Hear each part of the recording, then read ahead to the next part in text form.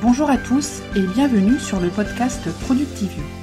Je m'appelle Priscille Livenet, je suis une maman très active et aussi une blogueuse sur productivio.com. J'ai une passion pour l'organisation personnelle et professionnelle. Mon but est de vous aider à mieux vous organiser, à déterminer ce qui est essentiel, à vous concentrer sur cet essentiel et à le réaliser efficacement.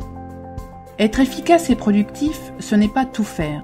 C'est faire ce qui compte réellement pour nous en fonction de nos objectifs et de nos priorités. Pour trouver la voie, je partage avec vous mes expériences, mais aussi l'expérience de femmes et d'hommes qui ont su se centrer sur leurs objectifs, leurs rêves et l'ont réalisé. Généreusement, ils nous expliquent leur cheminement et partagent avec nous leurs trucs et astuces. J'aime aussi lire des articles ou extraits de livres qui m'ont touchée et qui ont un lien avec la philosophie de la vie efficace. Voilà. C'est tout cela le podcast Productivio et j'espère que vous passerez de bons moments en ma compagnie.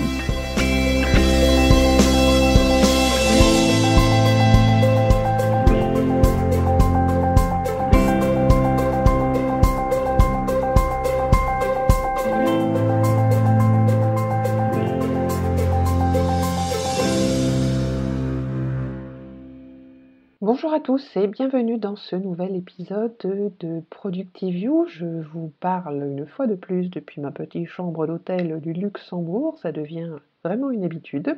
Je suis ravie de vous retrouver en ce mois de juillet, même si pour une certaine partie de la France on ne dirait pas encore que nous sommes en juillet. Mais bon, c'est comme ça. Alors avant de commencer, une première petite annonce par rapport au concours qui a été lancé par le prof du web Map dans le podcast que nous avons fait à 3 sur le changement. Donc on avait lancé un petit concours pour gagner un livre sur Audible.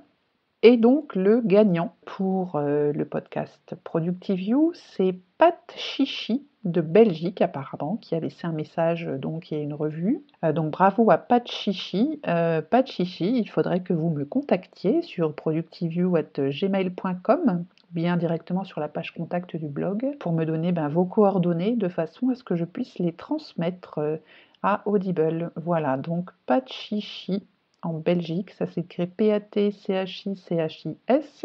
Merci pour votre revue, bravo pour avoir gagné donc ce livre par Audible, et puis donc transmettez-moi vos coordonnées. Alors le sujet du jour, c'est 10 choses pour se motiver quand on est à bout.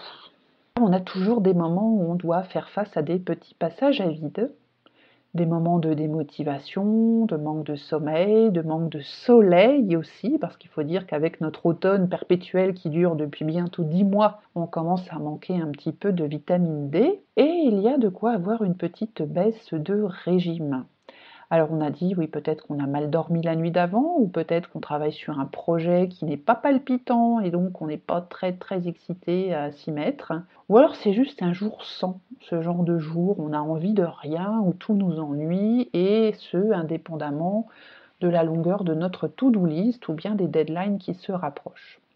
Il faut savoir que c'est tout à fait normal d'avoir des jours comme ça. La motivation, c'est un peu comme un flux et un reflux. On a tous des périodes avec une très forte énergie, où on est super efficace, et puis des autres périodes où on est plus faible, on a moins d'énergie, et on va travailler un peu à reculons. Et puis en plus, quand on a les vacances qui approchent, cet état est plus présent, plus puissant. Alors je sais pas pour vous, mais moi, je suis vraiment entourée de personnes qui me disent être totalement au bout du bout et attendre les vacances d'été avec impatience. Et puis il faut se dire que dans beaucoup de sociétés et pour beaucoup de travailleurs, c'est les congés d'été qui représentent plus ou moins la seule période de joie intense, le Graal pour lequel nous travaillons dur toute l'année. Et donc quelques jours avant, on est tellement impatient de prendre ces congés qu'on attend que tout autour ça peut sembler lent, pesant, pénible. Mais voilà, à moins d'être réellement malade, on doit quand même se rendre au travail et effectuer pour ce pourquoi nous sommes tous rémunérés, indépendamment de notre état d'envie ou de notre motivation. Et puis donc, va falloir se prendre par la main, choisir ou pas de rester dans cet état. Donc soit on reste comme ça un peu morose pendant un ou plusieurs jours, ou bien on décide d'aller de l'avant pour que les journées, mine de rien, passent quand même plus vite. Parce que quand on est dans ces jours sans, c'est long. Hein, je sais pas pour vous, mais moi j'ai l'impression que l'heure elle passe pas. À chaque fois je regarde l'heure sur le téléphone ou l'ordinateur, hein, il s'est passé 2 minutes, ça va pas du tout. Alors que je sais très bien que si je suis vraiment dans l'action et dans quelque chose qui m'intéresse, je vois absolument pas passer le temps. J'ai trouvé une liste de 10 choses à faire. Je me suis aidée d'un article que j'ai trouvé sur le web, un article qui est en anglais malheureusement pour ceux qui ne lisent pas l'anglais. Donc je m'en suis un petit peu servie et puis j'ai fait aussi pas mal d'autres liens sur d'autres articles. Vous aurez les liens et les sources de tout cela, bien évidemment, dans les notes de l'émission comme d'habitude. La première étape, ça serait déjà de s'y mettre. Et c'est pas franchement le plus simple, parce qu'on a toujours tendance à procrastiner, hein, et surtout quand on n'a pas la frite, ou bien, alors qu'on a une tâche super importante à faire, on en trouve une autre, souvent très insignifiante et qui va totalement nous occuper. Un exemple domestique, vous devez classer vos papiers ce week-end, c'est prévu depuis longtemps, la pile est bien haute et vous voilà en train de décaper les dalles de la terrasse au Karcher.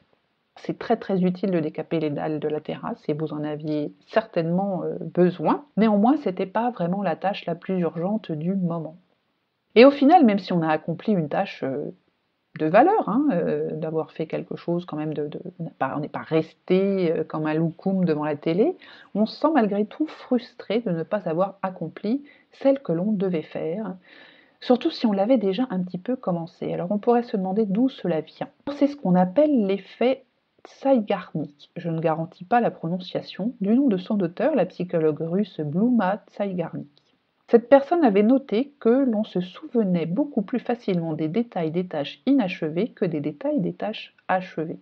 Et on se souvient d'ailleurs beaucoup plus des tâches, sans parler de détails, qui nous restent à faire que de celles qu'on a fait il y a quelque temps. Donc c'est aussi une très bonne nouvelle parce que ça veut dire que dès qu'on a commencé quelque chose, on a une espèce de motivation qui se crée pour la terminer, pour pouvoir la sortir de son esprit. Hein. Voilà, c'est fait, on n'y pense plus, on passe à autre chose. Il faut donc juste s'y mettre, hein, c'est un peu le déclencheur, c'est se mettre un petit coup de pied aux fesses pour se dire allez, hop, je commence maintenant, et ensuite le cerveau prend le relais pour maintenir la motivation jusqu'à la fin de la tâche. Deuxième possibilité, faire ou refaire votre liste de tâches. Alors lorsque votre énergie est faible, il peut être difficile de se secouer, comme on vient de dire, et puis de commencer. Alors on peut essayer peut-être de revoir sa liste de tâches, voire d'en faire une si on n'a pas l'habitude de faire une liste de tâches. Et comme on l'a vu dans le podcast sur les objectifs, nous avons plus de chances d'atteindre nos objectifs lorsqu'ils sont écrits. Donc avoir sous les yeux l'ensemble des choses à faire peut nous aider à regagner de la concentration et à revoir aussi nos priorités. Mais attention à non pas tomber dans le piège consistant à faire en premier les toutes petites tâches insignifiantes, faciles, rapides, et à laisser pour la fin la fameuse tâche hyper difficile, ou en tout cas que l'on croit difficile, qu'on n'a pas envie de faire, celle qu'on remet tout de suite, parce que ça reviendrait en gros à nettoyer la terrasse au lieu de classer les papiers. Donc au contraire, on va mettre cette tâche en tête de liste, et même si elle nous effraie un peu, pour qu'elle soit un peu plus digeste, on va la découper en toutes petites sous-tâches. Donc la liste risque d'être plus longue, notre to-do va peut-être s'allonger, mais elle va s'allonger de petites tâches insignifiantes, vous savez, celles qu'on aime bien faire et qui vont être beaucoup plus faciles à réaliser au cours de la journée. Donc pensez-y, vraiment quand vous avez quelque chose de très complexe, vous n'avez pas envie, vous ne savez pas trop comment vous y mettre, une feuille, un crayon, on détaille toutes les étapes pour créer des petites sous-tâches comme ça, voire très petites sous-tâches. Et puis on va les faire comme ça au fur et à mesure dans la journée, quand on a 5 minutes par-ci, 5 minutes par-là, ou même d'affilée, les unes derrière les autres. Et puis ça va être beaucoup, beaucoup plus simple à faire et on sera enfin venu à bout de cet énorme travail. Troisième suggestion, s'engager publiquement. Donc s'engager publiquement à réaliser une tâche, ça nous pousse à nos responsabilités. Alors ça peut être au cours d'une réunion d'équipe, il y a certaines entreprises où tous les matins, chacun dit voilà, moi aujourd'hui j'ai prévu ci, j'ai prévu ça. Et si on annonce quelque chose, puis que 3-4 jours après, on est toujours en train de dire j'ai prévu ci, j'ai prévu ça, bon, au bout d'un moment, on va avoir les collègues qui vont nous regarder un petit peu en se disant mais il fait quoi lui de ses journées? Donc ça va, voilà, ça va un peu piquer notre orgueil et on va se dire bon là, il faut vraiment que je m'y mette. Alors ça peut être donc effectivement la réunion d'équipe, ça peut être juste un collègue ou un proche qui va nous servir un peu de booster là-dessus, on va être un peu redevable de la réalisation de cette tâche.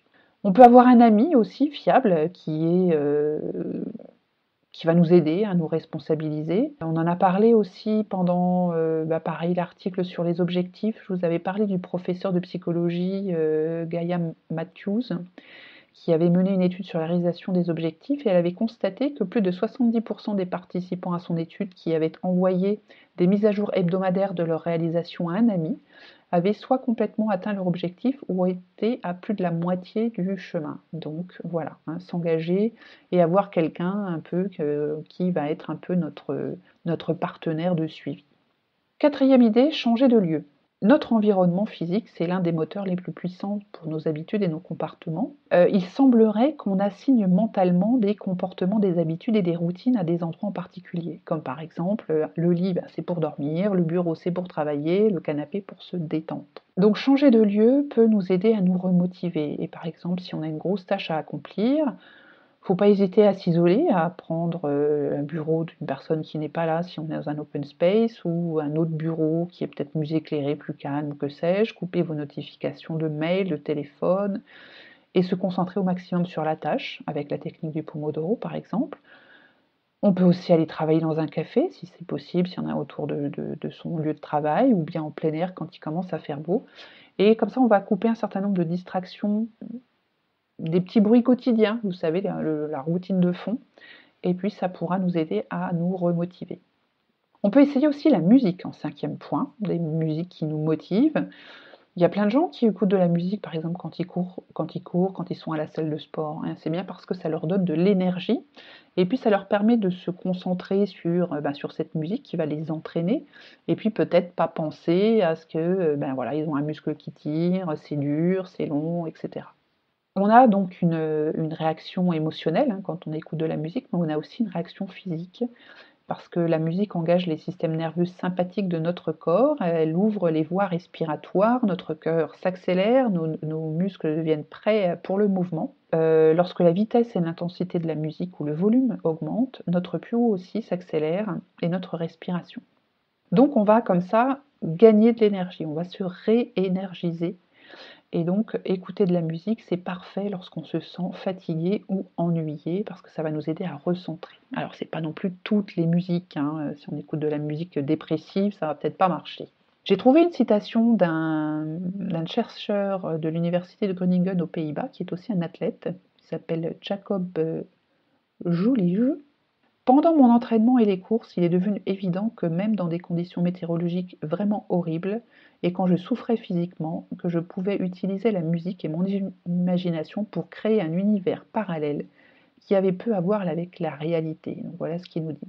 La musique m'aide à rester optimiste et à voir le verre à moitié plein perpétuellement tout en faisant des courses ultra endurantes.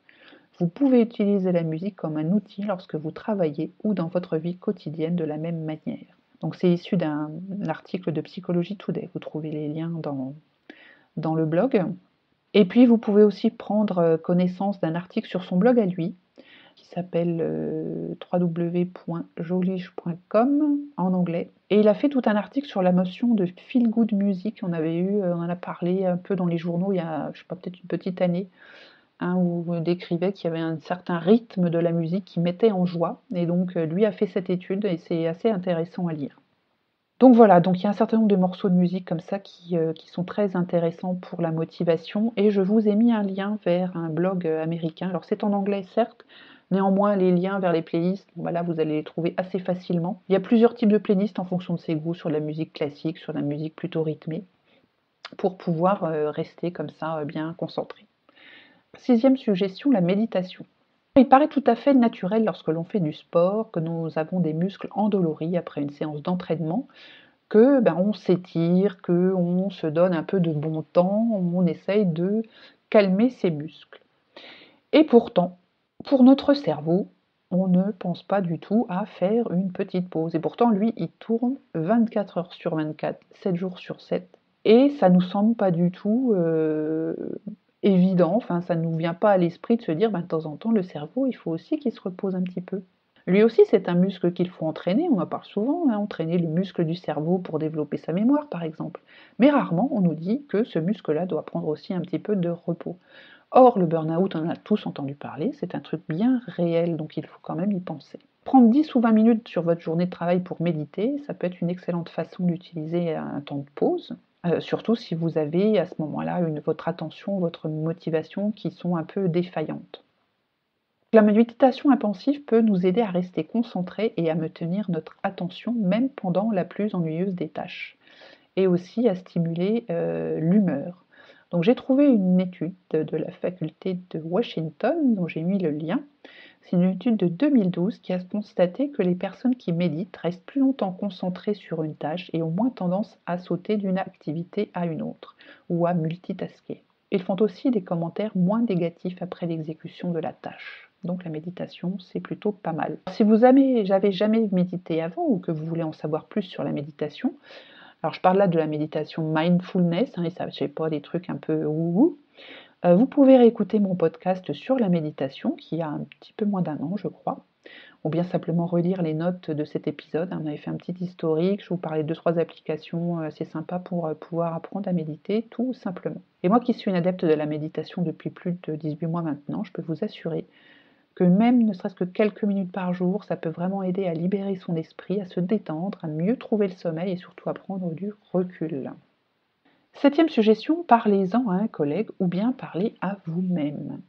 Donc on peut profiter d'une petite pause pour avoir quelques échanges avec un collègue qui peut aussi nous aider à nous ressourcer, soit parce qu'on va complètement changer de sujet, on ne va pas tourner en boucle sur ce qui nous perturbe, et puis voilà, on va sortir avec ce collègue quelques minutes, on peut peut-être aller prendre un petit café ou marcher dans la cour ou faire le tour du pâté de maison pendant quelques minutes avec cette personne, juste pour parler d'autre chose, pour pouvoir un peu se rebooster. Alors on va éviter le collègue dépressif, celui qui vient en plein divorce, ou le pessimiste de service s'il y en a un, parce que ça va pas forcément être les meilleures personnes avec lesquelles discuter à ce moment-là. Bon, après, vous pouvez toujours essayer, ça peut marcher, pourquoi pas. Et puis si vous travaillez à domicile, vous n'avez pas forcément de collègues, mais c'est peut-être l'occasion de sortir, de faire une petite course, de bavarder avec un voisin que vous n'avez pas vu depuis longtemps. Là aussi, ça coupe un petit peu, ça va vous recentrer sur autre chose qui vous permettra de mieux revenir ensuite dans votre action à vous.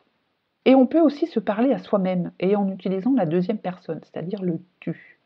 Comme si un peu on se donnait un discours d'encouragement. Et c'est ce que montre une étude sur l'automotivation de l'Université de l'Illinois à Urbana-Champaign. Donc là encore, vous allez retrouver le lien vers cette étude sur les notes de cette émission. Donc il y a eu une interview qui a été faite par le Huffington Post auprès d'un des co-auteurs de cette étude qui dit que les gens sont habitués à recevoir et à donner des conseils dans la troisième personne. Et ils semblent préférer aussi utiliser la deuxième personne lorsqu'elles s'encouragent elles-mêmes avant de s'engager dans l'action.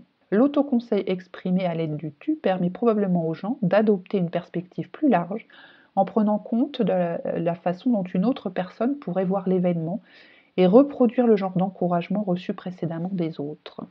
Donc là encore, vous aurez le lien vers l'article du Huffington Post de 2014. 8e point, manger un petit quelque chose d'énergisant. On sait tous que la nourriture, c'est le carburant du corps et du cerveau, et quand nous mangeons, cela a un impact direct sur notre performance au travail. D'ailleurs, pour certains qui ont des fois des petites baisses de régime vers 11h, c'est juste parce que voilà, le cerveau commence à manquer de sucre, le petit déjeuner est loin, voire certaines personnes ne déjeunent pas du tout. Par conséquent, à 11h, voilà, on a un gros coup de barre, et c'est juste parce que voilà, on manque de sucre. Donc pour fonctionner à son meilleur niveau, notre cerveau a besoin d'un apport constant de glucose et de graisse qui proviennent de sources nutritionnelles saines et variées.